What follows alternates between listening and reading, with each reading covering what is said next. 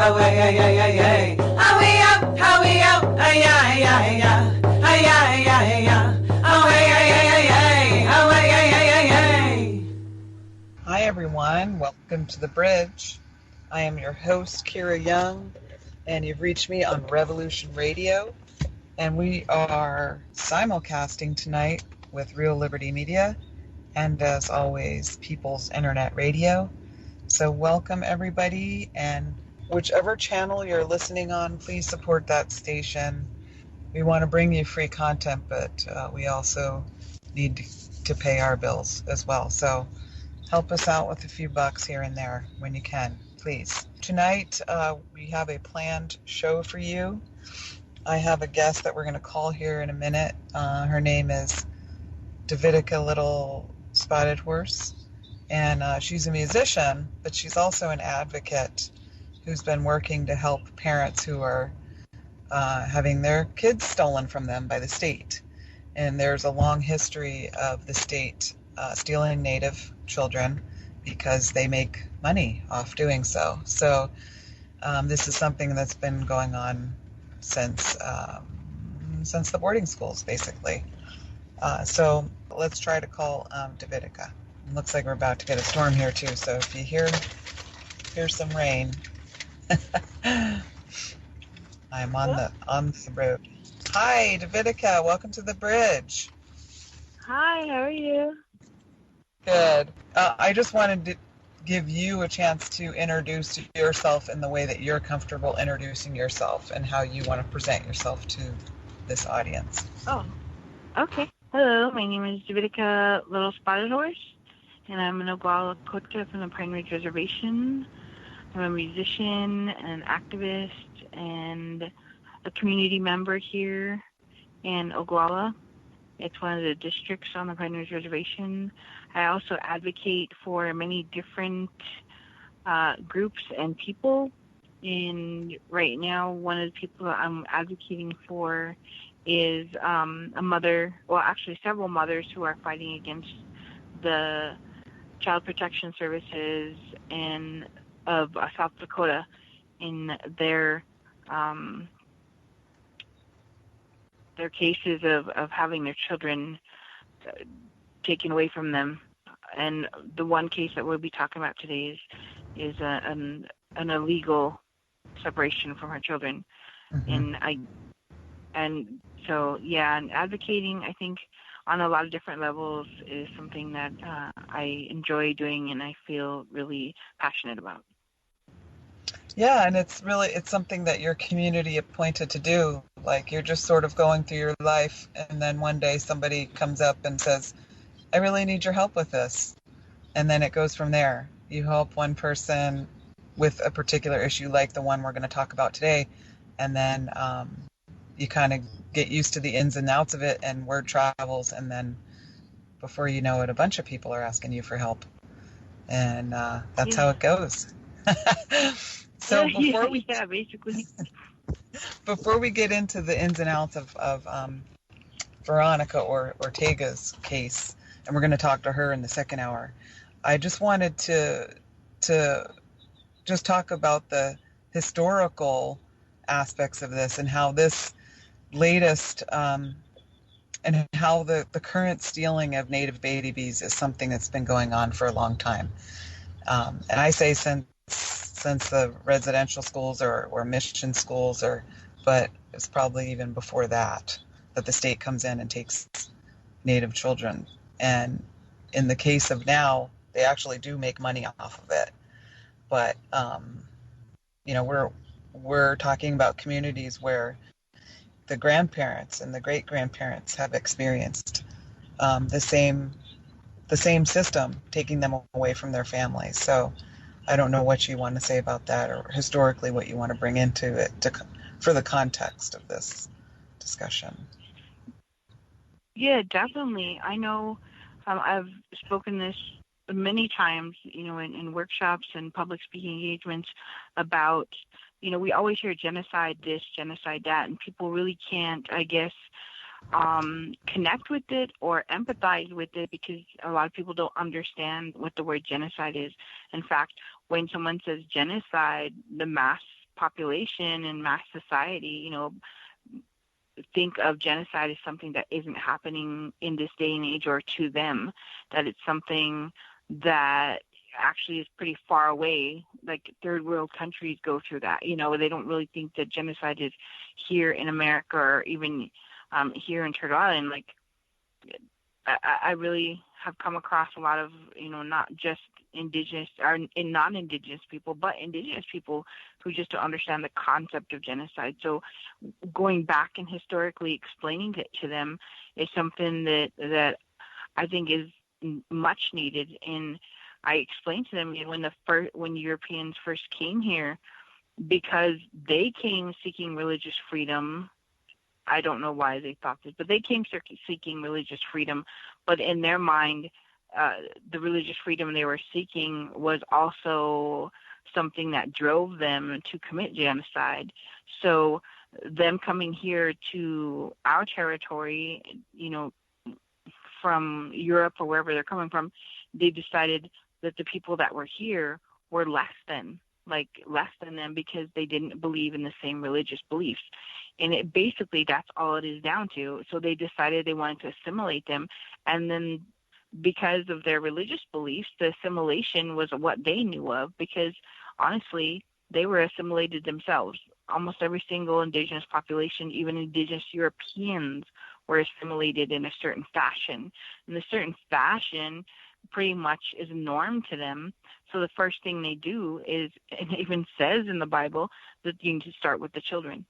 And that is a part of assimilation. That is genocide. That is the very first step, is to take a child and mold them into whatever you think that, whatever the person that's, the oppressor thinks is what is right to them. And honestly, it's pretty disgusting, but that's the basic of it. And the basic thing, and like I said, it even says that in their religious beliefs, their religious doctrines, every single Christian belief, and I'm not just calling down Christians, I'm saying it's a fact in their doctrines and their beliefs and their religious practices that you start with the children. That's why so many missionaries go out and start having like little Bible schools, and they start when they're really young to start, molding their mind. And the first thing they want to do is take the children away from what they believe is not correct. And in their minds, honestly, I've come across a lot of missionaries and religious people. In their minds, they think that they're doing something good, because in their mind, natives are godless, savages, whatever, heathen, pagan, whatever beliefs they want to, spew. That in their mind, they think they're saving these kids. They think that, their idea of family is what's correct. So the idea that the natives were not living to what they believe is their standards, they thought they had the right to come in and assimilate. And then, of course, there's a whole other spectrum of it, which is total annihilation, which they have done not just to us, but to other countries, to the Irish, to the Swedes, to Africa, to everywhere, that if you completely break them of all their culture, then they'll just go into the melting pot and they'll become what you want them to be. And that's pretty much what the main goal of assimilation is to assimilate them into the mass society. So like I said, the first step is in genocide. And it's so funny because you can actually, look up, a lot of people have written things on genocide and written different tactics and things that that Europeans have used and that Christianity uses to assimilate. And that's the main thing, is to break up the family, take the children and start that process. Because once you start with the children, then you raise them away from their culture, then they're not in that environment anymore. And it's just, like I said, started from way back when they first stepped onto these shores. There's history there that says when Columbus landed, the first thing he did was kill everyone and take the children and raise the children, not even knowing who they were. And it's still going on. And unfortunately, that's just the facts of it. It's not even an opinion or anything. That's just happened to Native children, indigenous children all over the world. And it's sad that it's still going on, but that's how it started. And I can't understand it. I can't fathom it myself, but I do know that that's what happened. And the biggest, most horrible thing that happened, I think the most horrible thing is when they took the kids and put them in boarding schools and brutalized them. So, you know, it was the main goal for the American government to not just assimilate us, but to annihilate us, so we didn't exist anymore. So even before they destroyed all of us, they taught that they pretty much, you know, well, they still do. They teach in non-native schools that we don't exist, that we're extinct, that there's some left, but they're on reservations. You know, they've tried to write us out of history and write us all this because that's just, you know, that's just the main thinking. And there's lots of other, you know, I guess theories about that, but the facts are, once they started taking kids from boarding schools, and you have to realize that these children came from traditional upbringings, from a traditional life where abuse isn't even part of traditional life, where abuse, physical, emotional, sexual, spiritual, none of that, it was even part of a traditional way of living in any indigenous population. And so the fact that they went and took these kids, generations of kids, hundreds and thousands of children, and put them in an environment where they were brutalized. They were at these schools, and I have not in my life come across one single person who said that they had a good time in boarding school or that they were not abused in boarding school. I have never come across one single individual who was not abused in the boarding school days. And the boarding school days was 3 generations back, but so recent, all the way up into the 70s, they were still taking children. And so, you know, it's right there in history's backyard. It's right there. It's not like something that happened in the 1800s. No, it was just, you know, a few decades ago when they were still taking children. And if you really look at it, the native kids have been getting taken since the beginning of when Europeans first got here, all the way up until a few decades ago. I don't know of any other race that has genocide or has been getting genocide committed on them all the way up into now. You know, look at Standing Rock. You know, it's still going on. And, you know, the government and mass society has honestly twisted and brainwashed and everything, the whole world, into thinking that natives deserve this treatment, or maybe not even deserve, but it's just the norm. Oh, they're just natives. Like, you know, it's crazy that we're this one race that has all these stipulations, all of these atrocities happen to them, and most of the population in the world thinks it's okay. And it's sad, but we as Native people, you know, we are human beings and we have to stand up. And, you know, the amazing thing is, if this was happening to any other race, they would probably have given up a long time ago. But our race hasn't, and our people hasn't, and we're still holding on to our honorable beliefs and our traditional ways and our culture, and still, you know, working hard to fight back to exist. And to me, that's just something that I think today's show is going to show, you know, to everybody, that, you know, you don't have to give up, and that that we are still strong people, that we're still an amazing, beautiful people. So I agree. Amazing, beautiful people. And you made a lot of really good points. And people don't realize, you know, non-natives especially don't realize just how many government policies are still in effect that keeps these atrocities going. So, for instance, you said that not only does the government want to assimilate, but to annihilate us.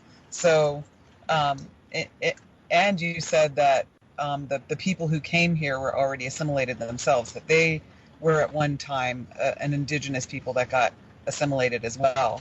And so I just want to point out that it's those who are assimilated that become the assimilators. And so that's what plays out in the internal politics within Indian country too, is that, you know, people who want to keep assimilation policies going because they're trying to protect their people, or for whatever reason, are called sellouts, and then the other people are called radical. And there's a fight within Indian country too, in terms of what's traditional, what's not, and all of this stuff, and it's all by design. So we have government policies that keep natives in poverty, with the Indian land trust system, and natives cannot use their own land to prosper like other people can, to build businesses, to all the ways that everybody else uses land. So we have that. Then we have blood quantum laws. Now, blood quantum laws came into effect. Basically, the policy for the government policy for Indians was to breed them out of existence, and that's a direct quote of what the policy was all about. And so, if they put these blood quantum laws into effect, then on paper, it's paper genocide. So you have real genocide, you have physical genocide, and then you have paper genocide going on too. And even with that, like on the blood quantum thing, I always tell people who consider themselves non-natives, I always tell them, I have seen all these shows where people do their DNA tests and all of a sudden there's like native blood in them. And I always tell them, you realize that if the government didn't have the blood quantum, and if because we're pushing for them to honor the treaties and honor, the deals that they have made with the native country, and we only have record of 500,000 natives being here, but if we didn't have this blood quantum, I'm pretty sure almost all of this country would be native, and then they would have to take care of all of this country. If people really got that, and if they could fathom the idea that if there was not a blood quantum, every single person that even had a cell of native in them, in their DNA, would be protected under our treaties, and we would have to force the government to provide the free education, free medical, free everything that they are supposed to be doing, that they'd be taking care of a big percentage of the country. And if they could wrap their head around that, I'm sure, I'm hoping that they would step up and try to get rid of that, because we're the only race that has a blood quantum. Really, if somebody came up and said I'm Asian, and I said, let me see your card. Let me see how much Asian you are. Let me see how much Irish you are. Oh, you're African American. Which quantity? Which degree? Yeah. People would, other races would be offended, but nobody seems to think it's weird that natives have to have a pedigree, sort of. Like, what? Right. I don't know. Yeah. And it all goes back to that. And, I always, I kind of have an anarchist heart, so I don't even like to see the way that tribal governments are set up, because they're set up to fail. They're set up as a mirror of the way that our federal government works. So it's automatically not going to work out too well. And there's no real sovereignty there too, because the tribes have to ask the federal government for everything they do. So it's just a big lie. So we have Indian land trust, we have blood quantum law, and we have the American, or what is it called? The Indian Child Welfare Act. Sounds good, right? Yeah. But the reality of it is it's not working out too well for natives with the Indian Child Welfare Act, because we have all of these other laws and this other alphabet soup getting in the way of just really protecting children and keeping children with their families. There's all that. There's all that too, and we have trauma, and the human response to trauma is addiction, because after trauma we seek to comfort ourselves, and this seeking to comfort oneself after trauma that you're still going through. I mean, like you're saying, this genocide, it hasn't ended, and neither has the trauma. And you mentioned Standing Rock as well. There was a lot of traumas that replayed in Standing Rock when people were pulled out of sweat lodges at gunpoint. That was replayed trauma, because the other thing that people don't realize is that American Indians didn't even have freedom of religion until 1978, and still in many ways don't, because if you can pull someone out of a sweat lodge and gunpoint and nobody blinks an eye, you still don't have freedom of religion. Nobody would stand for their grandma getting pulled out of a church or a temple, or a mosque even. But a sweat lodge, that's all right. It's not considered even religion. So we have all of this deck that's stacked against, but still the people, like you said, just won't give up. Can't give up. Unable to give up. So let's go into the Indian Child Welfare Act and how it's supposed to work. And then we can talk about how it's actually working. Okay. Well, I know also myself, by the way, when I was younger, it was the Indian Child Welfare Act that actually saved me and my brothers and sisters and got us back into my mother's care. And we were one of the first cases that they used to build the Indian Child Welfare Act because of what my mom was going through when we got put into foster care. Also, I think, too, speaking on this point, we as Native people have to quit being complacent. But it's been, I think that's something else I want to talk real quick, but it's been beaten and we've been conditioned to believe that we don't need to stand up or don't have to stand up or not able to stand up. Like, it's really, really embedded into our psyche and embedded into who we are as Native people, that we don't have the right to stand up. We don't have the right to, push ourselves and to make the government adhere to what they're doing, which is crazy because, we keep talking about sovereignty, but then if we don't ourselves push and expect and demand that this country and the government adhere to what they said they're doing, if we don't do that, then we're complacent, and we need to stop doing that. We need to stop allowing ourselves to be treated badly. We need to stop allowing ourselves to think that we don't deserve, our rights. And once we stop doing that, I truly believe once we as a people step up into what is rightfully our, our power and our ability, then we'll be able to get to that next level. And honestly, I do see a movement towards that. But as far as the Indian Child Welfare Act, we don't even have enough people who are trained in that. Like myself, I can tell you here on the Pine Ridge Reservation, they only have 2 ICWA workers, and they have like 170 something cases that they're fighting with just 2 workers. And this is something that I was really freaked out about because I went to the OLC, which is our local college, community college. I went to Oglala Lakota College graduation and saw that there was almost 20 people who had graduated with degrees in social work. But the people who are graduating in degrees of social work are not working for Lowell, which is our CPS, or for ICWA. So they must be working somewhere else. So, it's just a whole big cycle all the way around. But I know as far as the Indian Child Welfare Act, it was set up so that way the tribes could go out, retrieve the children, and bring them back to the courts and have the courts here, because we believe that if the courts here, or if the cases were transferred to the tribal court system, that it would give the Native tribal members a more fair chance to fight for their kids or to get them back from them, because we have a different, intent, it's supposed to be this way. Our tribal courts are, because they're Native, are supposed to be more geared towards reuniting families, because we as Native people believe that our family unit is the most important thing in our being. It's the most important thing in our lives.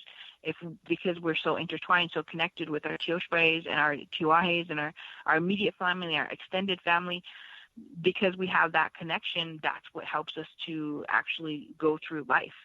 I can only say that I've gone out there in non-Native families. Once the child turns 18 or once they're adults, they pretty much all lose connection with each other. And, of course, family gatherings or whatever, or holidays, however they say that, but they really are not as intertwined in their lives or interconnected as Native people are with our families.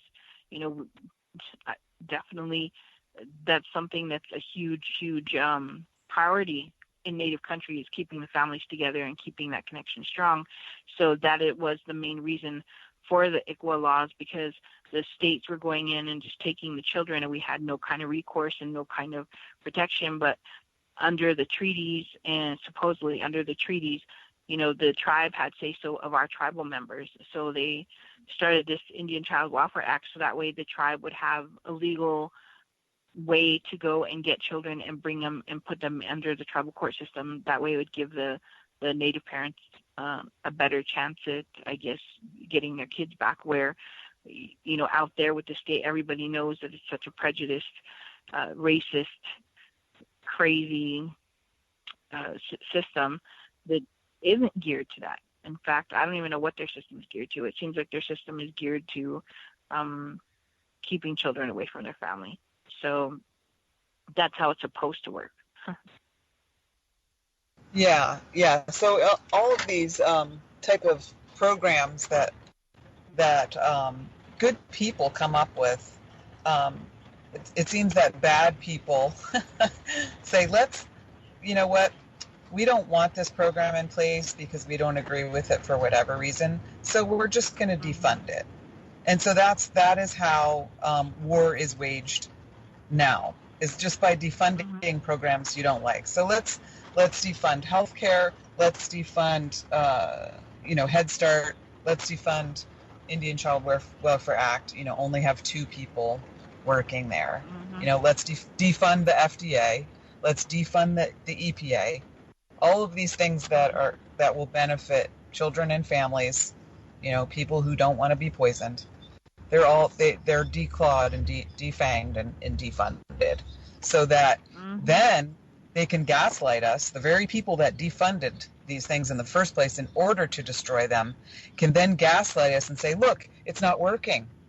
Well, yeah, it's not working because there's no money in it and there's nobody working there to make it work. So of course it's not working.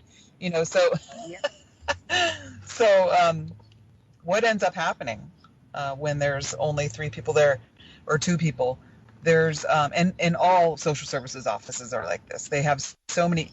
Each caseworker has so many cases that they could never, in a million years, really do the kind of advocacy work that's truly going to help that person out. And if they do, it's like by some sort of miracle, that things fall together, and that maybe the person has also an outside advocate too, to be a sort of a squeaky wheel, and then you have a good outcome. But there's so much set out for bad outcomes that people who get caught up in this system, which is designed to destroy them and their family, need an outside advocate to say, hey, look, we're watching. People care about this case, because if there isn't somebody making that case a squeaky wheel, then that person's going to get lost in the system. And, we want kids back with their family, even when mistakes have been made. And like we say, there's trauma and addiction and things like that. We want to get the whole family help. We still want kids back in that situation. And the one thing that really bothers me is the way that people devalue other human beings for having addictions. And it always amazes me. It's like, oh, because you have a legal one, that makes you a better person, or yours isn't as severe, or you can function through your addiction, that makes you a better person. It doesn't make you a better person. It just makes you more fortunate that you're able to function. So, and the other thing I wanted to mention too about what you're talking about, how people, non-natives perceive natives and sort of don't care about what's going on now, and is there's this idea that natives don't deserve to prosper and shouldn't prosper. And this comes like from within and from outside. So people that do make it, it's like they're a sellout because they made it. Yeah. Or people that, they get a really good education and, they think they're better because they have a college education now. There's all that kind of stuff that goes on too. So it's It is, and that's what I said. It's like, that famous saying, when genocide is successful, the person committing it doesn't have to do anything anymore, because then the people they were committing it on start committing genocide on each other. And that is the reality of what we're in now. We're in a point in our history where Native Americans can rise up, or we can just sit there and continue to tear each other down, and we can sit there and continue to oppress each other. And it seems that because the morals and our traditional values, our traditional way of living was replaced with this ideal of it's not even idea, it's like straight out abuse. You took all these, and it, like I said, it's 3 and 4 generations, and people can't even understand it. So I said, if you lived in a town, if you lived in, Great Falls, Michigan, and the government came and took every single child from the age of 3 to 18 from that whole town and put them in a boarding school, and while they're in that boarding school, raped them, beat them, forced them to not speak English. They had to speak something else, Spanish, German, whatever, and totally, brutalized them all the way until they got done with high school, and then brought them back. Now, what kind of children and what kind of next generation would those kids raise? They would only raise what they know. And so they know abuse and sexual abuse and spiritual abuse. That's all they know. So that's how they're going to raise their kids. And then they come and take that next generation and do the same thing, and they do that over and over. So by the time they stopped, or we fought back and got them to stop, here we are with 3 generations of completely brutalized people who don't know anything else. And it's not even their fault. Like, a lot of times I have to sit there and go in and talk to families and explain to them, I know your grandparents, your parents didn't raise you right, but it's because they don't know. And it's a really disgusting fact, and it's a sad, devastating, heartbreaking fact, but it's the truth. There are generations of Native people, Indigenous people who don't know anything else except for these abuses. And so to heal from that, it is really super hard for them because that's all they knew. And if that was done in any other state, it would be a complete atrocity. People would be freaking the crap out. But because they've been numbed and conditioned, mass society and mass non-natives have been, even Indigenous people, like I said, they've been conditioned and numbed to the fact that Native people are going through these things and that we don't deserve that. And so it's not a big deal. And it's pretty crazy that it's not a big deal. But also you have to realize, I realized from my travels just recently in the past maybe 6, 7, 8 months, that it's even in European history that they don't hold their children sacred. They barely even hold their women sacred. I mean, look at, what's going on now in the world.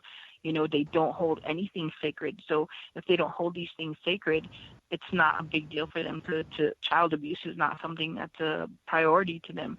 I mean, look at right now. They're talking about these higher ups, government officials, sex trafficking children, and people are online defending it. Defending pedophiles, defending rapists, defending this behavior, and I can't even understand. I'm just like blown away. Holy crap, there are people in this world who think it's okay to abuse children, who think it's okay to abuse children. It's freaking crazy, and that's probably, that's not even probably. It is what broke our people. It broke our people. And how do we come back now? What do we do next? What's the next move? And I honestly believe that my generation, because my mom was the last boarding school generation in my family and my aunties and uncles, they fought so hard to end that. So, so our generation is the first generation that hasn't had forced assimilation in any form on us. And so the fact that we were, raised to be free thinkers and raised to be culturally aware and those things, to me, I'm just grateful every single day. But, what we need to continue that and figure out how we're going to heal past generations and, stop that cycle, because that cycle is still affecting us. Even though we're a generation that doesn't have forced assimilation, we are still being subject to the abuses because our previous generations don't know any better. And So it's still perpetuating, Yeah, and then there's still the violence of poverty itself, Yes. where Yes. every single need is like a mountain every single basic need is a mountain that you have to climb every single day. Not only, for yourself, but for your children and, and the way that Lakota family structure is, it's like a lot of stuff, gets put on the elders. There's a lot of people living together. And that's hard no matter what. Like, even without all the other stressors, living in a house with a bunch of people, having to live in poverty, there's high unemployment because of these laws that keep. Well, people always tell me that all the time. Like, you guys get free this, you get free that, and I'm like, it's not free. You owe us. You're paying rent. This is not free. Like, if we really took it and did it their way of thinking, the governmental way of thinking, and we said, okay, you guys are living on our land, here's how much you would pay in taxes, how much you would do this. I said, you guys should be totally grateful that the free little bit of supposed free stuff you give us is nothing in percentage-wise to what you owe for living on our land. But we've never been greedy or rugged. And all the resources that have been raked from it. Exactly. And then, when the Pope comes out and says, the church has to, apologize to indigenous peoples and stuff, that's great. How about giving the gold back? That's adorning. I know. While the Vatican's sitting on $25 billion, preaching about all the poor, poverty-stricken people, but then what? Your apology isn't going to feed these people. Your apology isn't going to get their land back. Your apology isn't going to heal, these ones who are affected by diseases. So, it to me, I don't know. It's just a big perpetual thing. But also, I always have to compare, when I go out, like I said, off the reservation, I have to always show, bring up different towns and cities. You want to ask why my people are so unambitious and not motivated on the reservation. Well, if you went into New York and all of a sudden 80% of the population could not have a job, not because they just don't want to, because there is no jobs. If 80% of the population of New York did not have a job, that place would be in chaos. And I guarantee you, they'd be doing things 10 times worse than what's going on here on the reservation. There would be complete upheaval, you know what I mean? Right. But here on the reservation, people could at least give us credit that, we are living in, there's 43,000 people on this reservation. 80% of them, there's no jobs. There's none. There's not, there's jobs only here for a few hundred, maybe a couple thousand. That's it. The rest of us, there is no jobs. There's nothing. So the fact that we haven't thrown each other apart or ripped each other apart, that we're still here, still being good to each other, still trying to take care of each other, still trying to lift ourselves up out of this place, that, to me, it's a miracle. That is a miracle, that we are still, coming to a point where we aren't thriving, but we're definitely not conquered. So right. Yeah, I think it's a testament to the culture and to the teachings as well. And I personally believe Lakota way of life, traditional Lakota way of life, is actually a good way for all people.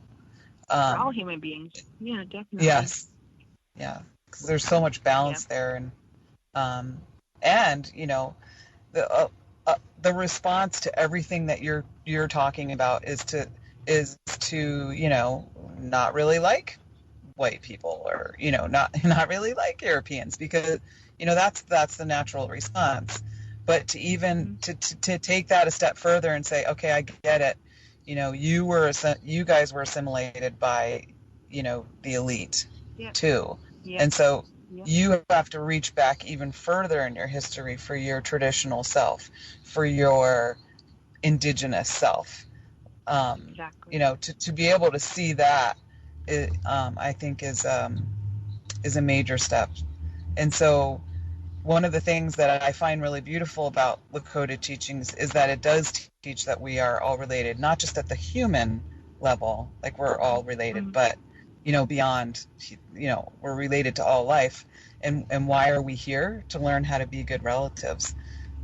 That's, it's so simple and yet so profound at the same time. It's such a profound teaching and something that all religions talk about teaching, but you don't really see it in action like you do in Lakota way. Yeah. And I know too, myself, like I said, I travel a lot and I work with a lot of Indigenous people and non-Indigenous people, and I do get the one Indigenous groups that sit there and say, oh, Dividica, you're working with white people, or you're working with Asian people, or you're working with, black people, like what is going on? Like it's like this crazy. Then I tell them you're assimilated, and it hurts their feelings. And I say your mentality is assimilated, because in real traditional Lakota way, there's no prejudice, there's no racism, there's no separatism, there's no discrimination. If you live with the true Lakota values, which is respect, wisdom, courage, and generosity, the true form of all of those things, there's no room for any of that other stuff. And I can tell you that myself, I fight genocide. I fight racism. I fight separatism. I don't fight human beings. I fight what that is and that whole mentality. And it is a mentality. And people don't, if you really, really think about it, those are mentalities. Those are not a race. Genocide is not a race. Racism is not a race. Prejudice is not a race. So those are mentalities. And we have to get rid of that mentality, and we have to seriously try our best to not be sucked into thinking that it's a human being or it's a race. It's actually a mentality, and it's that mentality that we have to learn to let go of before we move to do any kind of progress. So, anyways, that's just my 2 cents. Yeah, and to think of any people as fundamentally flawed, it is racist, and I personally don't even believe that race exists, but racism does. So I think that the whole science around race actually was invented by privileged people to sort of justify the privilege that they had created for themselves. But there's no science behind it. It's not actually real. Like, so genetically speaking, there's just as much genetic variance between people who are of two different perceived races than of the same perceived race. There's just as much genetic variance. And so everything ends up being an anomaly.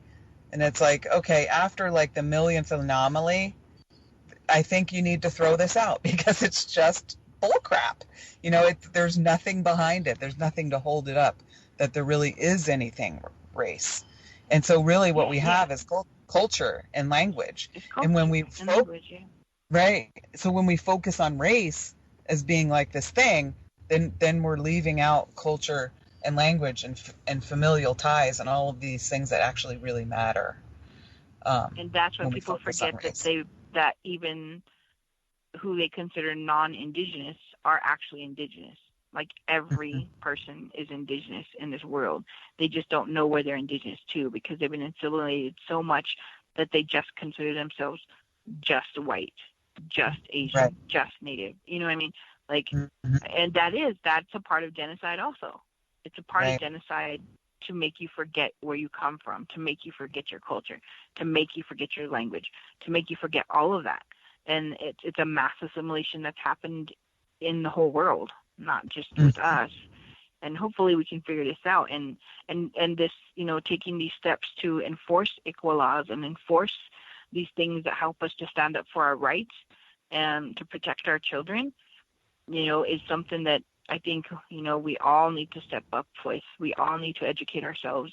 And because like I said, advocating with the ICWA, with the people, with the woman that I was with, Veronica, and with other, I work with a lot of families, and even, recently, because I'm a foster mother too, so I have someone here in my home and trying to do what's best for him and for his mother, all of that kind of stuff.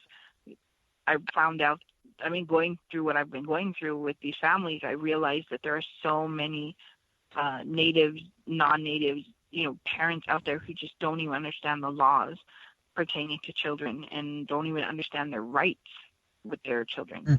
So Mm-hmm. don't even realize what they can do. So, to me, that's something that we have to do. It's not even should we or are we interested in it, or maybe Mm-hmm. it's going to be a concern for us one day, or like, oh, I'll never get my kids taken away, so I don't need to know my rights. No, every single person needs to know their rights for their children as a parent, and every single person needs to be educated in the equal laws, whether you're native or non-native, especially, because you never know. And Right. I don't know. Right. I just believe we all need to educate ourselves in these. Right. And so the us and them is really, the us is everyone pretty much, and and then the them is the what I call the psychopaths in charge. So the ones who are the putting these genocidal, policies in place all over the world, and not only are we all at some level indigenous historically, but we're all living on indigenous land, so it's all indigenous land as well.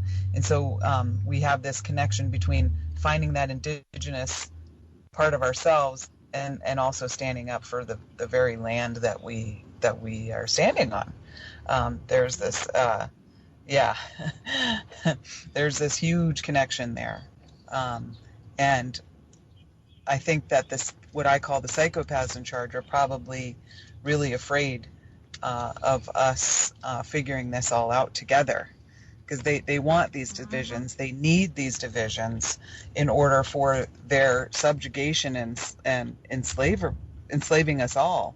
They need us to be fighting each other, because if we're not fighting each other, we're going to stand up against them, and we're going to help each other through everything. So we have, let's see, we have a few minutes. Did you want to wait for Veronica to come on and tell her story, or did you want to tell any part of it before she gets here? I was wondering if you could stick around while she was here as well in the second hour. Oh, for sure. Okay. Yeah, and I just wanted to give a little bit of background information, because I know myself, like I said, I'm a foster parent. And I think that's the biggest thing that surprises a lot of people, is that because they even separate that. Like, people try to make mass society think, oh my God, they're a foster parent, so they're against the parents. They just want to take children. And, these times for these years that I've been a foster parent, I always tell people I've never taken a child from anyone ever. I don't take children. They're placed with me. And my happiness is when the parent steps up and does what they need to get their kids back. It wasn't until maybe about 10 years ago when I realized how horrible the system was about helping them get them back, about how it was almost like being weaved to a point where the parent couldn't get them back, and did everything they possibly could, and they still wouldn't give the children back, to the point where the parent gives up, and then all of a sudden the state gets to take them and practically auction them off, because the state gets money for Native children who are adopted off. The state gets kick-ins and incentives and bonuses for putting Native children in foster homes. So back in the day, I made the decision that I was not going to ever take a cent for any child that was in my home, and I never have. And I've been having kids emergency placed with me since I was 18 years old, and I'm 44 now. So in all these years, I have never received 1 cent for any child that has ever stayed in my home. So, to me, that took away a lot of suspicion from the parents where the kids were placed with me, and helped build their trust to realize that I'm doing this because I care about the kids, not for any other reason. And, sticking to my guns with that, but also advocating for the kids as parents that I did get. And unless, I honestly believe that they were a danger to their children and shouldn't get them back, then of course I would say that. But for most of the part, I haven't really come upon that. Most of the times, the parents are just lacking in basic things that, like I said, because of the genocide that was committed here, because of the brutality that has happened to their parents, and so far, and and so on and so forth. that they just don't have the skills. So encouraging them to, get treatment, get parenting classes, get yourself whatever you need to do to get your children back, and whatever you need to do, I'll support you, I'll encourage you. And because, I honestly believe that children do belong with their parents, and their parents love them, and if their parents are not abusing them and not, doing any those kinds of things, and they really are just in a bad way and having a hard time, then you definitely have the right to get your child back, and your child really is better off with you, the person who gave birth to them and loves them, and to me, that is what I hold on to, because I really have a strong belief in my Lakota people and Native people in general, well, in humanity in general, but definitely in my Lakota people. I believe that we can pull ourselves out of this, but, we each individually have to help encourage each other that way. So with Veronica, when she said someone told her, go ask Dividica because she knows things like this, because her kids got taken away a couple years ago, and it wasn't even anything that she did. Her brother happened to be running from the cops and ran into her home. He didn't live there. He didn't reside there, nothing. He just ran to her house from the cops. And the cops, and this was off the reservation, the cops chased him in there. And then the cops arrested him and then charged everybody in the home because he was he was under the influence, intoxicated or whatever, and charged them all with endangerment because there was children in the home, even though he had just ran in there. He wasn't partying there. He wasn't living there, nothing. And she didn't know her rights, so she didn't know that she couldn't really say anything.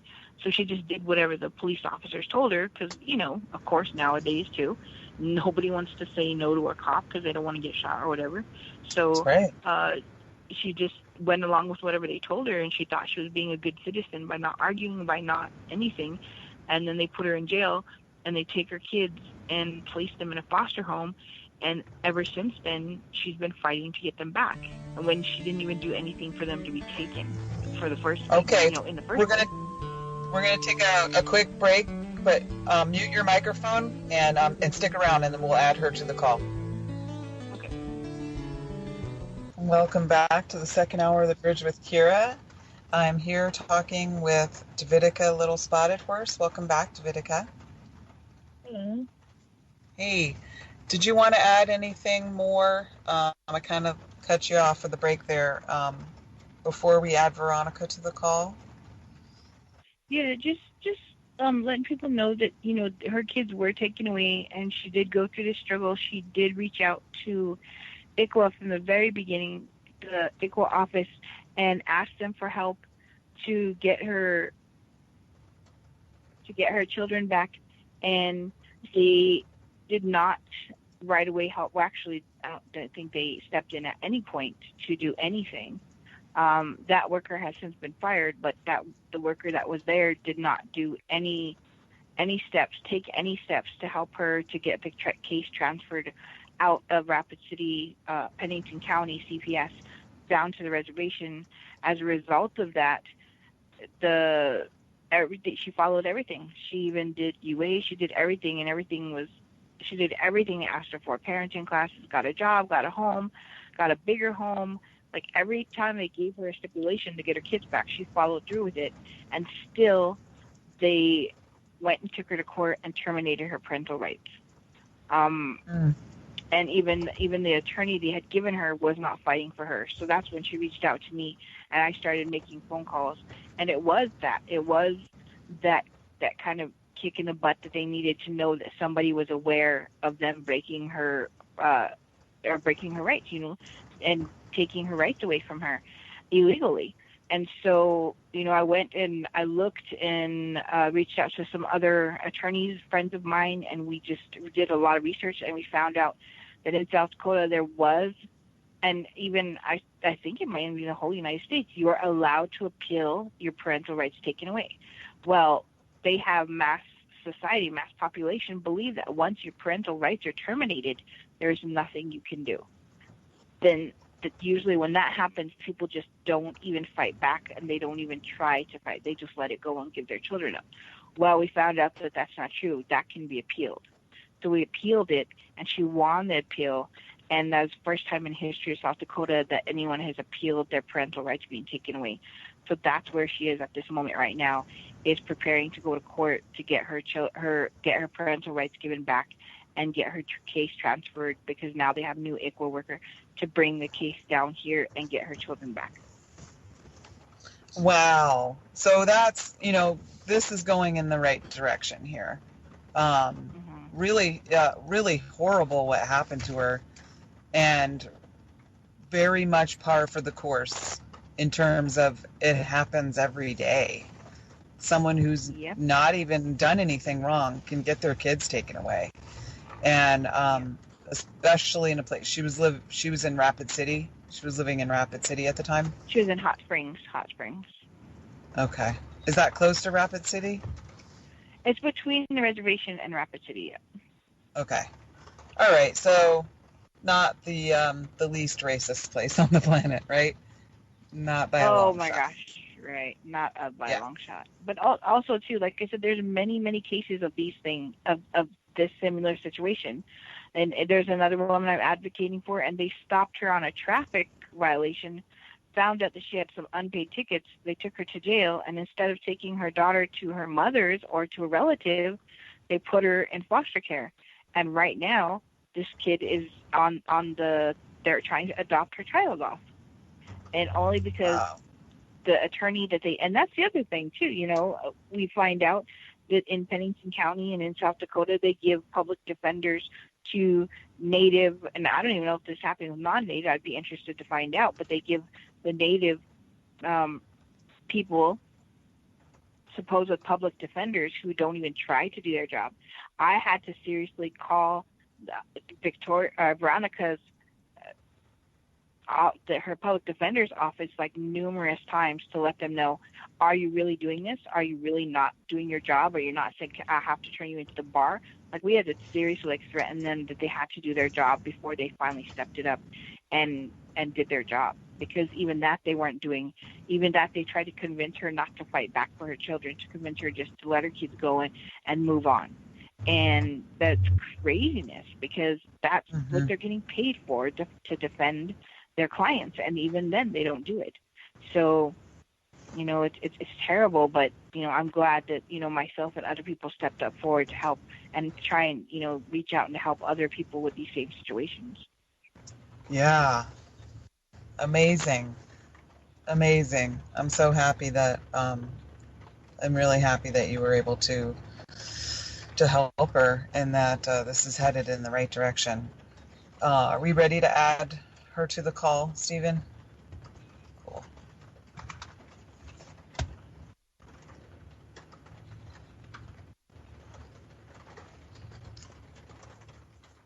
We're calling her number right now. I can't see whether she answers or not, though. Hello? Hi, Veronica. Welcome to the bridge. We're on the air right now, and I have Dividica with me. Okay. Hi, Veronica. Hello. So we were just thoroughly discussing where your case is right now and how you've won your appeal. And congratulations for that. That's pretty amazing. Thank you. Yeah. So what's the next step for you?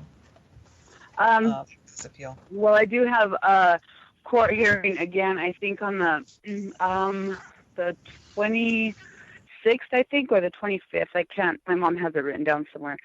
But I do have court again. The judge that was going through with my appeal, the one that didn't do with my case now, this is a second judge. So what they're doing is they're getting another judge, I guess his name is Judge Brown, and going through court again because they're still trying to take my rights from me. So Dividica had said that they're going to try to transfer your case to the tribal courts instead. Yes, is that correct? Yes, that's what we're working on again. Yeah. Okay. All right. So once they transfer it to tribal court, do you think they're still going to be trying to take your your parental rights away? Or do you The think state that's is going to. The state is probably going to still try, but like I said, I think once it transfers to the tribe, I think I'll be good, and I'm pretty sure that they'll let it go easily, but not, they're still going to have this fight going because they want my kids for some reason. They never gave me that one chance to get them back. Mm-hmm. Yeah. So many people don't understand how something like that could happen, but Dividica did a very good job of really contextualizing how this can happen in this day and age, and how basically, hey, we're just adding you back so that like when we get into factual territory here, that you might be able to add things. So so what we're talking about now is how most people wouldn't understand how something this dramatic could actually happen. We're sort of taught to think of the legal system as something that can work, and it actually can, but yeah, it's pretty amazing. So gosh, where was I? All right, so when this first all started, there, I didn't know how about to even go about and doing anything because me and my children were enrolled, in the reservation, and I didn't know how the system really worked. I got my rights taken away because of a person that was living with me and left some paraphernalia behind in my house, and I wasn't even home at the time. And I got charged with it, and my kids taken away. And there's a guy named Dana Hanna that was supposed to be on my side, and I had no idea. And I thought it was just my lawyer that was on my side. And, when it was time when the judge was asking, how everybody felt about me getting my kids back, everybody but my lawyer told them that I shouldn't get my kids back because it's an unsafe place. And this is the second judge that the first time seeing me, even in court, terminated my rights that day. And Dana Hanna was one of the ones that said, the kids need to be with these foster parents because I'm an unfit mother. I've never once met Dana Hanna face to face or anything. I seen him in the courts, but I didn't know he was supposed to be on my side. And come to find out, he's supposed to be working with the tribe to help me get my kids back, and he was against me the whole time. And I had no idea until I actually talked to Dividica. Right. So, is he an ICWA worker or a lawyer that the tribe was paying? I think he's their lawyer. Okay, and so the tribe was saying, "Hey, look, here's your fee, Dana Hanna. Would you please advocate for this parent in getting her child and getting her children back?" So he walks in the courtroom and says you're unfit, and takes the money. So has there been any consequences for him doing that? No, he's still in court hearings now at this appeal that's been going on.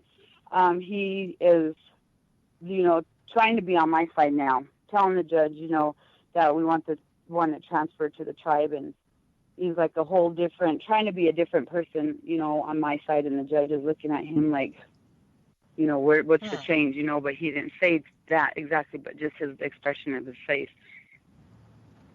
Okay, so he's actually still working on your case, this guy. Yeah. Who has an advocate. Yep. So it was Dividica's advocacy and calling him out that's making him actually. Yes, because she had him on speakerphone. Yeah, she had him on speakerphone, and once she mentioned my name, he wanted to hang up. He wanted nothing to do. He didn't want to say anything about me.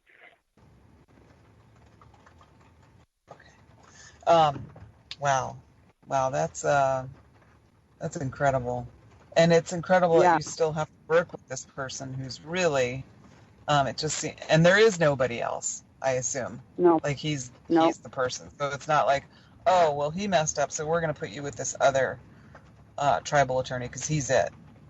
And no No, yeah, who's consequence. the one? He's still getting paid for that. Mhm. So maybe that's something to work on after you get your kids back, is getting him fired, because there Right. should be a consequence for, taking money for something that for a service that you're supposed to provide and then not providing that service. Like it seems that there should be a consequence for that. And so do you have any sort of time frame in terms of how long it's going to take for you now that you won this appeal and in getting your parental rights back? Have they given you like a time frame about how long this is going to take? No, I haven't won the appeal yet. The Supreme Court accepted my appeal. They've never accepted an appeal to even go through. They usually deny everybody. So I am at the beginning of this appeal. They're still fighting with me, and I think it's going to be a while because they won't even let me see my kids. I haven't even seen them for over a year. They gave me 5 minutes with them at my last visit, and it was horrible, and I have videos, I have pictures of my kids telling them what these foster parents are doing to them. They're in an abusive home, and they didn't even let me go on stand and let me present my own case on my own side. They just turned me my rights and I walked away. And that's when, I'm finding out, what can I do about this? They can't do this to me. They didn't give me a chance. So then I found out I could appeal it. So when I went and asked my lawyer about appealing it, he was, well, I don't think you could do that in this kind of case. But I dug more into it, and yes, I can. And, they didn't. And the Supreme Court, was wondering, why didn't I get a chance to get on stand to present myself? Why didn't I? And that's why they accepted my appeal to go through. So I'm gathering up all my information and getting everything, all my witnesses and stuff, because they didn't give me no chance at all. Right. They just took them, and I'm supposed to walk away, and no, I'm not. Yeah. So what do you need that you're not to win this thing that you don't already have? I mean, you've got a lot of people in your corner, but are there other needs that are unmet right now for you to get this thing won? I mean, like, do you have enough lawyers working on it, or do your lawyers I only need help? have my public defender. That's all I have, because I don't really have any. I'm working. I don't have no funds. And I moved my grandmother in with me. And it's me and my grandma. I moved into a 3-bedroom, a bigger place, so in case they say I don't have room for them, I do have room. I have beds. I have everything. I completed 2 of my treatment classes. I went to parenting. Things that they didn't ask me to do, I still did. And, I was just seeing what extra I could do just to show them. But like I said, they didn't even give me one chance to even, okay, well, let her have her kids just to see, how she does. But they didn't give me that chance. And how old are your children? They're 9, 8, and 7. Wow. And wow, I'm so sorry this is happening to you. Steve, can we try to get Dividica back in here, because she keeps getting cut off? I wanted to ask her some legal stuff, since we're still working with a public defender here on a Supreme Court case. Now, which Supreme Court is this? It's through Sioux Falls. Okay, so the South Dakota Supreme Court, right? Yeah. Yes. Okay. All right. So maybe there's okay. Hey, Dividica. Hi. Sorry you keep getting cut off there. Okay. So we were just talking about how Veronica still has like a public defender. She still has to work with this Dana Hanna guy. Like this is not they've accepted her. The state of South Dakota has accepted her her appeal, and it's going to be heard. But you guys need more like legal support and legal help than a public defender. So right now we want to put the call out there for our legal geniuses in Indian country to come and help with this case. I know once you get into this work, it's kind of endless because this has been going on for so many generations, and it's just expected to happen. So let's put the call out and then try to think of ways that we could interest other legal minds in helping with this case, because I really don't have a lot of faith in this public defender, and certainly we don't have any faith in this Dana Hanna guy. And the fact that she has to work with him still is just infuriating me. And that there's been no consequence for him. Like, why is there no consequence for him? I don't understand. Definitely. And I know myself, I've written up a complaint and taken it to the Law and Order Committee there here on the Pine Ridge Reservation, because they're the one, our tribe is the one who hired him. And they hired him to advocate for our tribal members. So once she told me about what happened in court, I did bring that up to the tribal council, and I did tell them, this is what he's doing, and we have to she's got the court stuff from court, so I could back the paperwork from court, so I could back up my statement that he's not doing his job. And hopefully right now, on my end of it, keep turning in complaints, keep doing whatever I need to, because they pay him. He gets a salary and a wage from our tribal, from our tribe. They pay him like $200 an hour to go sit in court and go against our tribal members. And, that's just something that needs to stop. And why are we doing that? I don't understand. But, yeah, we definitely need to put a call. And whoever, does take this case, if anyone can help her, just to let you know, if there's anyone out there who can legally come represent her, this is a history-making case. This has never been done in history. Nobody has ever appealed getting their rights taken away. And this also shows how much and how dedicated she is to her children, how much she loves her kids. She never once even doubted or questioning fighting for her kids. She, ever since she talked to me, she always said she wanted her kids back, and she loved them very much, and she would do whatever she could to get them back. And once I told her, you hold on to everything. Every time they make a phone call to you, every time anyone writes to you, or anytime they say anything you've witnessed, keep track of it. And she's done all of it. And she has recordings. She even had I don't know if you still have that recording, Veronica, remember, of your caseworker saying really, I guess, I don't know, almost racist things to her. And yes, I do. They're all trying to convince her to just give her kids up. So she has both social services and the legal representatives trying to bully her into giving her kids up. Yep. And a system that's not working like it's supposed to. The name that's coming to my mind right now is one of my past guests, Angela Bibbins. We should probably talk to her about this, because I think before Standing Rock she was doing this ICWA work, and now she's back doing it again. So in Denver, but still she may have contacts in South Dakota that could help with this. And so I'm definitely going to message her after this and see, see what she says about this, about who could help. And really, and also I'm going to send her this show so that she can hear the intricacies of how seriously messed up this case was.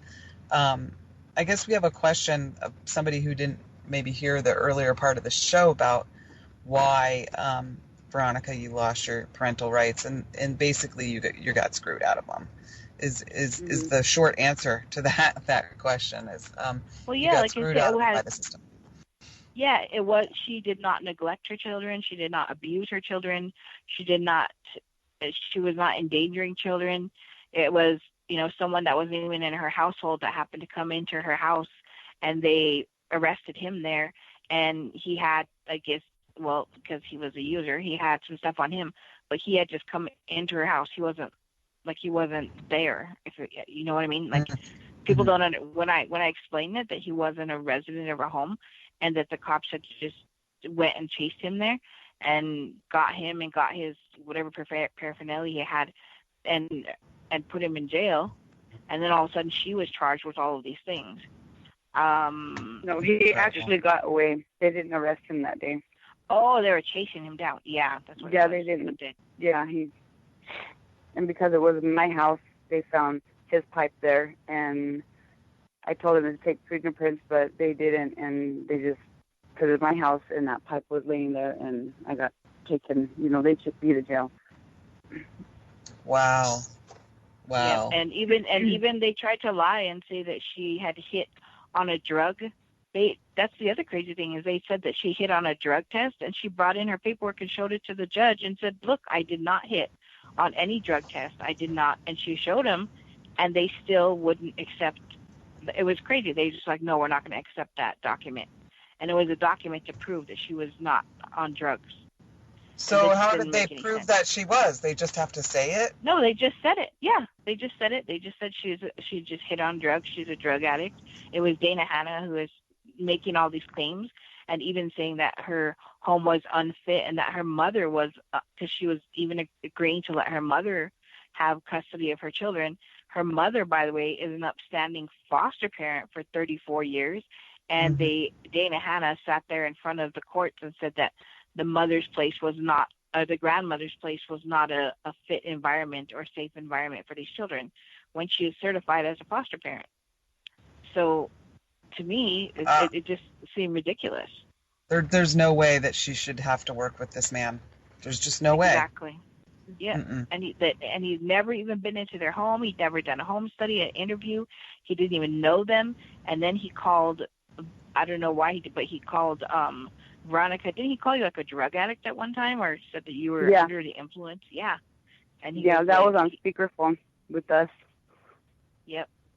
So it was crazy. He just sat there and made all these accusations, and then in the courtroom made more accusations, and didn't even have anything to support the accusations. And just the fact that it even got that far, and that nobody stepped up and said, look, you guys, what you're doing is illegal, just shows that this has been going on for some time, and nobody has ever questioned it. Because they were, even her social worker, like the supervisors, I kept calling to talk to them and say, because she gave them permission to give me information on her case. They were like, why is she getting involved? What is she going to do? And I, when I would call them and I say, I advocate for Native women, I advocate for Native people, to help them to learn their legal rights. And they just totally were like blown away. Like, why was I asking all these questions? Why did I want to know all these things? And then having her gather all this evidence, didn't know what to say. And then when she finally had that recording and proof of her caseworker making racial comments and trying to talk her into giving her kid up, and she told the courts about it, that worker, didn't she quit her job and move somewhere? Yeah, she upped it. She upped and moved. Nobody knows where she's at. Yeah, she just walked off the job. When's Dana Hanna going to quit and move? When's Dana Hanna going to quit and move away? That's what I want to know. Right. Because this guy's getting away with a lot. And you went to the tribal council with it. What did they say? Like, oh, he needs a second chance? I mean, what was their response? They were actually pretty freaked out and appalled, because nobody had ever told them that he was in court doing that, and no one had come forward with a complaint. So then I reached out to other people that he went to court with and didn't do anything with. The parents didn't even know that he was supposed to be there advocating for them. They thought he was actually working for Pennington County CPS. Just like Veronica didn't know that he was ICWA. Remember, you didn't know until I told you what was he doing, because she didn't know he was part of the ICWA either. She didn't know he was an ICWA attorney. She thought he was somebody for CPS for Pennington County. Yeah. So when I came forward, was trying to, but he doesn't even introduce himself. He doesn't even talk to the clients. He doesn't even talk to the tribal members he's supposed to be representing. Wow.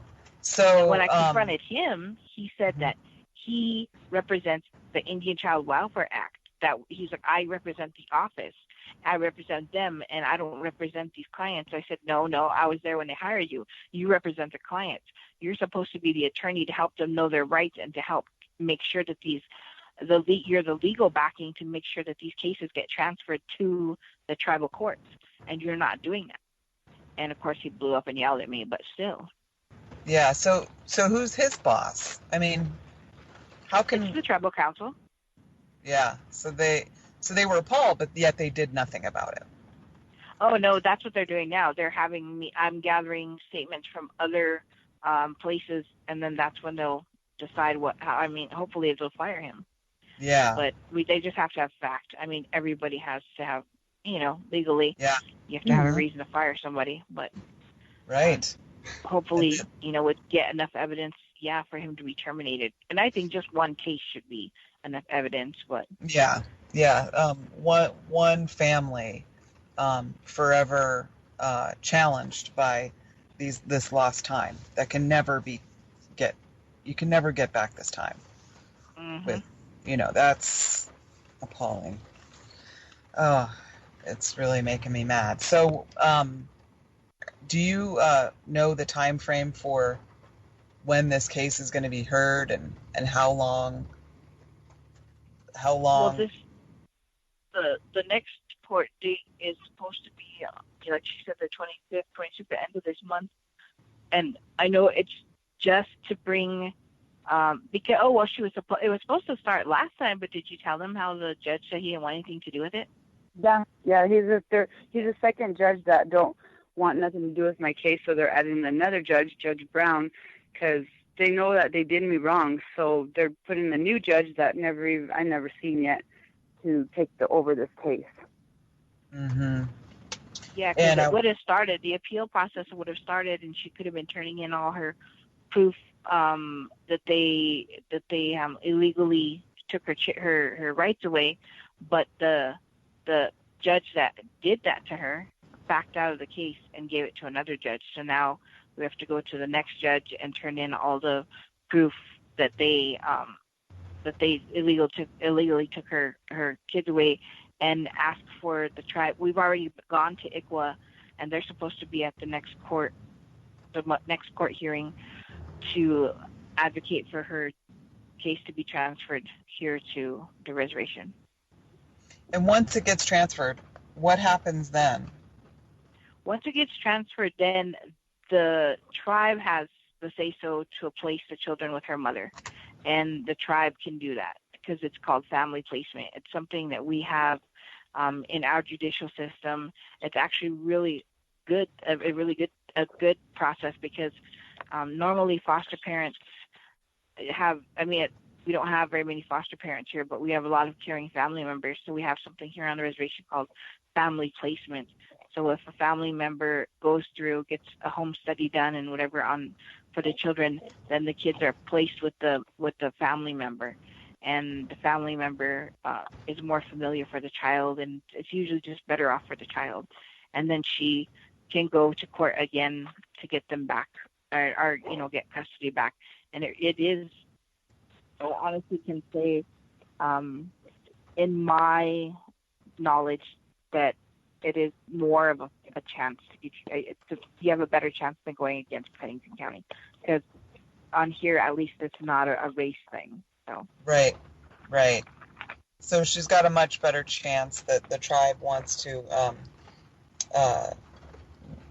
help out families within the tribe. I mean, in theory. Yeah, because nobody's getting kickbacks, or nobody's getting bonuses to have children when it's within our tribe. You know what I mean? There's nobody like out there in the state. These kids, the person they were adopted off, even though they're adopted to them, the state still gives them money for having these kids. Even though they're adopting them, they get financial compensation for keeping children in their home. Mm-hmm. And it's more for Native kids than for non-Natives. It's almost double. And then on top of that, if a Native kid if they can prove that they have some kind of behavioral problem where they have to be put on medicine or anything like that, then they give them more money. So it seems like that's a trend, is what they did to Veronica's children. All of a sudden they said that her kids had behavioral problems, or what did they say? So they're trying to put them on Ritalin. Yeah, they were trying to put them on medicine too, and they were like, I have a recording of my daughter telling me that one of the foster lady had shoved a pill down her throat, and I was asking her what the pill looked like and everything, and she said a little purple one or whatever, and I said, what happened? And she said, I tried to throw up, but she still made it go down my throat. See, I have a recording video of my daughter telling me that, and they didn't want to hear nothing that I said. And they wouldn't tell Veronica what they were giving her kids. Wow. They had them separated for a while because they had behavior problems, whatever. And my grandma was mad, and she was like, "They're kids. Why are you separating? You know, they were good. You know, they never fought with each other, and they're good kids." And yeah, they're saying that they have some kind of problems, and you know, and that's just the money talking right there. And my kids never had problems, issues, or anything. Yeah, it's certainly the money talking, and this is something that's not unique to Native families, is that pretty much all schools are trying to put all kids on drugs, because the schools actually get paid too when they have kids on Ritalin and stuff like that. So, and you know, they're saying that the kids have behavioral issues. What kid is not going to have an issue having been stolen from their family? Like the kids are responding normally to this crazy situation they've been put in, and then now you're going to drug them on top of it. It's just one assault after the other on the family, on people's well-being, and it's got to stop. This is so disturbing, and I'm so sorry this has happened to you and your family and your children, Veronica. Yes. We've been really going through a lot. It's been since 2014, I want to say. This has been going on. Oh my goodness, 3 Actually, years. 2015, I should say. So 2 years now that you can never get back. Yep, they have them. See, on my last visit, they gave me 5 minutes with them, and then afterwards, you know, I was crying, and they told me, you know, if you know anybody interested in adopting your kids, they're on adoption list. I said, there are not dogs. They're not, you know, if I know anybody interested in them, I said, how stupid does that sound? You know, they're not pets, you know, and I just walked out of that office, and that's not right. No, not at all. I do know this girl that got her kids taken away, 3 of them, and she was on drugs, and she abused them. Well, she ended up getting them back, and then she got them taken away like twice, and she got them back all 3 times, you know. I'm like, how did you do that, you know? And I don't know how she got her kids back, and didn't even give me one chance with them at all. So it's unfair too. Maybe it's a system of who you know, right? Right, and see, with her kids weren't enrolled, so there's no money right there with her kids. Okay. We're thinking that's why she got them back. There's no money in it. Yep, and it is a fact. Yeah, if the children are enrolled, then not only do they get state kickbacks, but the federal government gives them kickbacks also. And I know there was a famous case that the Lakota Law Project took the state of South Dakota to federal court because of they took CPS, the state of South Dakota CPS system, to court, and they proved that the CPS was doing that. They were on purpose, like almost trafficking children, because they were getting money and kickbacks from adopting them off and placing them in foster care. That was one of the reasons that the Oglala Sioux tribe went and took over their own CPS, because realized that the state CPS was on purpose taking children from homes because they were getting bonuses and things like that. And I do remember reading a story as well where there were foster homes and halfway houses that were actually there was a state representative or a politician that was actually making money off of these homes that they were sending the kids, Native kids. Yeah, and that because it was on that the same board. Yeah. So it was that sort of conflict of interest thing that everybody just turned a blind eye to, and literally he should have been charged with child trafficking, literally. Yeah. Because that's what it is. Stealing kids away from their families and railroading parents into giving up their rights, or just basically taking them, just straight up taking their rights away. And I know a lot of times there's people who are also, trying to play devil's advocate or whatever and trying to say, well, like this person said, why were they taken in the first place?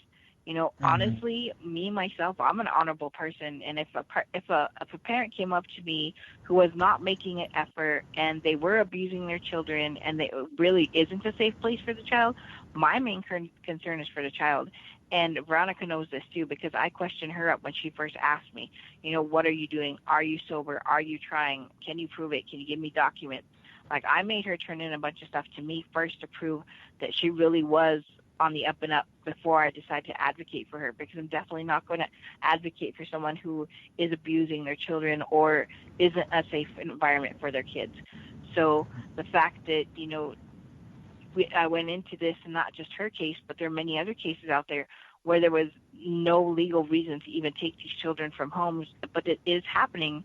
And there's so many people out there who really cannot accept it. Like, it's scary because you don't want to believe that the system that you're living under is that corrupt. But we really have to realize look who's president.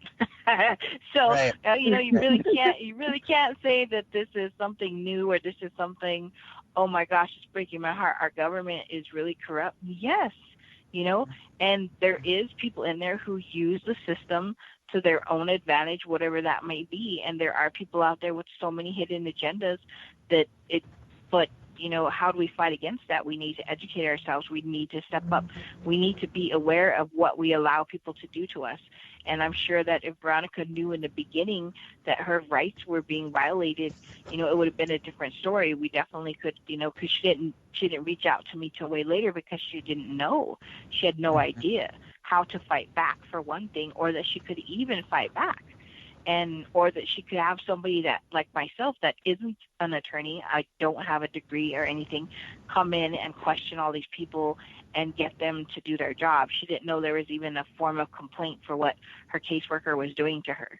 So, the fact that we went through all this procedure taught her some things, and hopefully, if somebody ever needs help, she can continue that and what she learned and help somebody else, I wonder if maybe we might be able to develop some sort of like know your rights presentation, or if you've already been doing that, maybe Lakota Law Project or something could sponsor an education thing. Know your rights as parents. Know that your rights are in jeopardy because this is a system where they're going to make money off them. So, kind of like any other community that knows that they're facing some really hard challenge, a know your rights type of seminar, like for everybody. Are you already working on that type of thing? Like when you do these public speaking or? Well, when I do go into, because I'm just really so busy, I haven't, but I know it's something that myself and because I work with a lot of different community members, we had talking about setting up an office. And if we could set up an office that people could just come in for anything from like turning a complaint in at their job to, of course, finding legal help on serious things, that we did need some kind of, and it's funny because there's like the Native Rights Fund and all these funds out there that claim that they help with certain things, but it's only specific things. It's not small in general stuff like this. I mean, this isn't small, but, from the very beginning, that a lot of people don't have that. And, to me, if somebody out there, because I wish I really did have the time, but if somebody out there would be willing to step up and even start an 800 number that people could call to get some kind of legal advice, even if, like I said, myself, I've even advocated for people to return a complaint for a school board. Their kid got yelled at by a teacher inappropriately, and the teacher's bullying the child for months, and the parent doesn't know that they have a right to stop that. So then it continues to the point where this kid is honestly trying to commit suicide because they don't want to go to school, but their parents making them. It's this crazy thing like this. But when the whole time they didn't know that they could have went to the school board and turned in a complaint on the teacher and made the teacher adjust their attitude or behavior, or even maybe the teacher didn't realize, it's all kinds of things. Maybe the teacher didn't realize that her saying you're not doing a good job or you could do better was something that was hurting the child's feelings. Like, it's just all kinds of, mediations. But like I said, that's part of it too. We as Native people, we aren't taught that kind of conflict resolution because, everything's so dysfunctional. But we definitely have the ability to learn and to do that now and to get ourselves educated and informed. Right. So of these ideas that we're talking about, Veronica, what do you think would have worked for you in the beginning? The 1-800 number, like she said, would have been perfect, because I would have looked into, calling something like that. And that's exactly what I was talking to my mom about. I wish they had something like, on TV, how they show, if you have a drug problem, if you took this medicine, we're here to help you. And, they, like commercials, I would have reached out to one of them, and, but there's nothing. But that would have been something I would have looked into big time, but I didn't know what to do. My mom, she don't really know she's enrolled too, but she don't know anything, about how they could help, and everything. And my grandma's the one that told me, get the tribe involved when this first happened. And then it went from there. Yeah. Then, I also wonder if there is some sort of legal action that can be taken once you get your children back against the people who basically conspired to take your whites from you. Is there some sort of, can we sue the judges? What can we do to make these people responsible for their actions, to hold them accountable for what they've done? Not only to you and your family, which is enough to hold them responsible, but this is obviously systematic and happening to a lot of people if it's happened to you. Yeah, I guess I am one of the first mothers that ever stepped up and ever, there's probably a lot of people that have lost their kids and got adopted out because they're scared to step up, or they don't know that they could. And, with me being who I am, I have 8 kids altogether, and they took my 3 little ones, and, it's just, I'm a fighter, and they're my kids, and my other kids they're older, and, they don't understand what happened. And even my son, he's like, how can I get them? Can I get them? They told him no, because he lives in a different state, and they just don't want my family to have my kids. I don't know why, but they go through all these, that my family has to do this and do that, and you can't do this. My mom, she has visits with them once a month they gave her, and they're not allowed to mention my name. They're not allowed to say anything about me. They can't talk about me at all, because they're trying to make them forget me, and that's not right there. I do have a recording of a lady that was working with my kids, and she was telling me how the state was trying to get her on stand to lie, to say I have no bonding with my kids. She thinks that they should terminate my rights at the time when I was going through court. And she had called me. She was telling me, what they were doing, what they were trying to make her do. She said, I don't care if they do subpoena me. I am going to tell the truth. But I told them I'm not going to lie.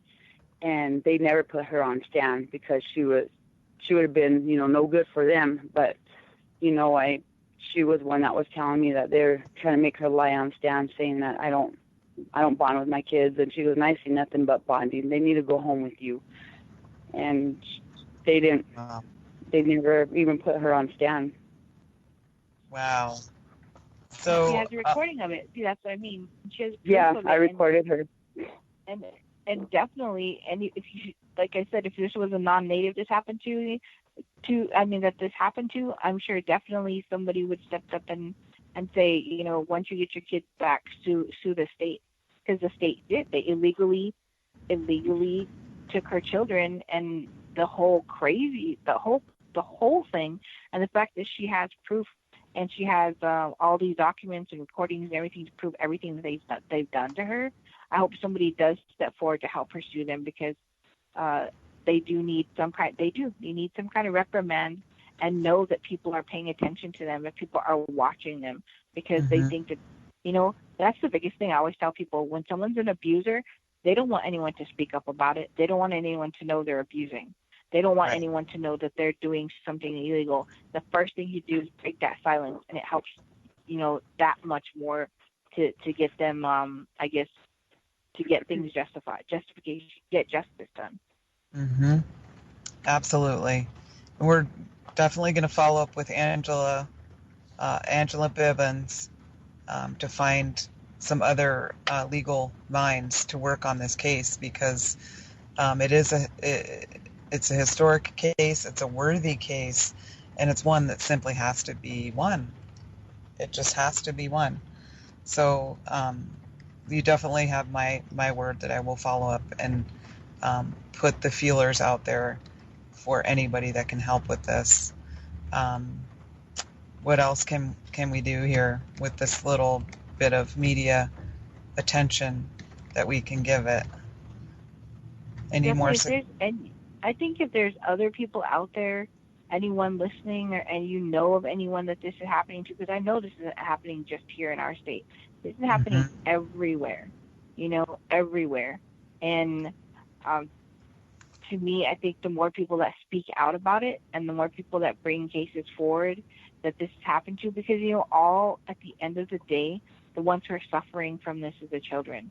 The ones who are really traumatized are the children.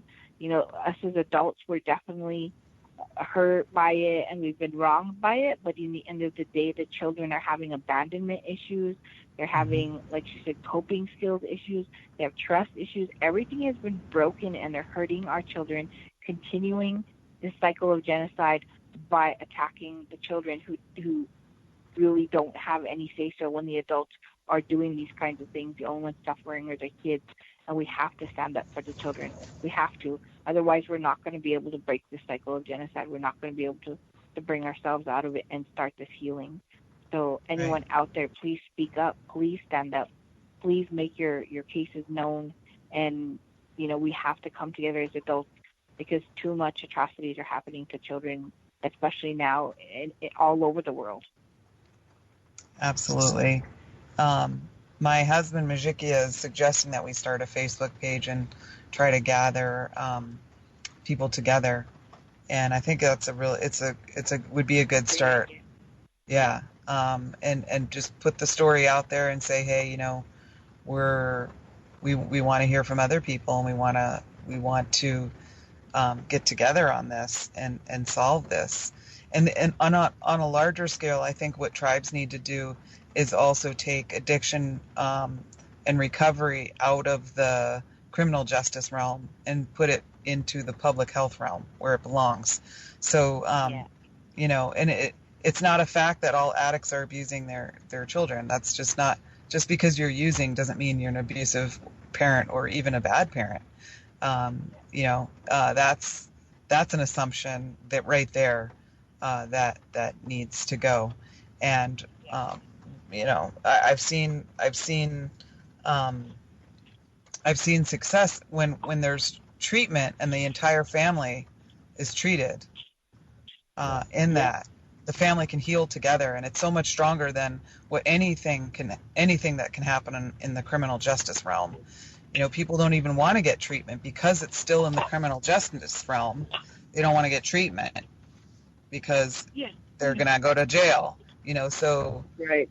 It's a stupid system, and it's designed to fail. Again, we're at this place where it's designed to fail. It's not a broken system. It's a system that's designed to fail us. Because it's a system that's designed, like I say, by the psychopaths in charge, who want to take our culture from us, our language from us, our kids from us, everything from us.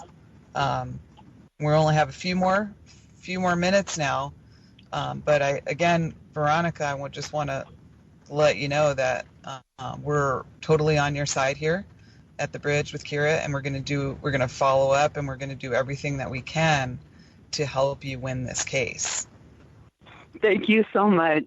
Thank you for everything. You're welcome. Me too. I just say thank you, Kira, because, like I said, I really just appreciate you stepping forward too, and you being part of the solution, because that's really what it is. Everybody doing a small part. I know a lot of times, especially now, we're so discouraged of the things that are going on in the world that we feel powerless. And it's, people like you, Kira, that make us realize that we do have people out there supporting us and wanting to help. And we're all together in this, that we all want to make a difference. And we realize that coming together is the only way that we can really fight against any kind of, I guess, wrongdoing, And if we can put our hearts and our minds and especially our experiences and our knowledge together, then we can definitely make a difference. Yeah, and you're the first step too, because you're the person that believed Veronica, and that's all that she needed. Oh, thank you. So, I've been in a position where nobody believes you, and it's the worst psychological torture. And trying to get your kids back on top of that is just unimaginable. So, and the paperwork. The paperwork that they have given me, the reason why they took my rights is because of my past in Nebraska. I already got charged, and I already finished all that, back in 2012. And that's what they threw. And the reason why they terminated my rights, they brought a lot of my Nebraska issues, and people do change, and I was going on that right path, and, this happens to me. And I did go to treatment, and I did complete it. I do have 2 certificates for that. I have my certificate in parenting. I have, everything. I have a list of all my UAs that I did. The reason why they were saying about me not showing up for a UA, I went to Virginia because my grandma got sick, and we went over there, and I did have a travel permit, and I had permission to miss my UA. That's what they were trying to get me at too. So, like I said, I have everything.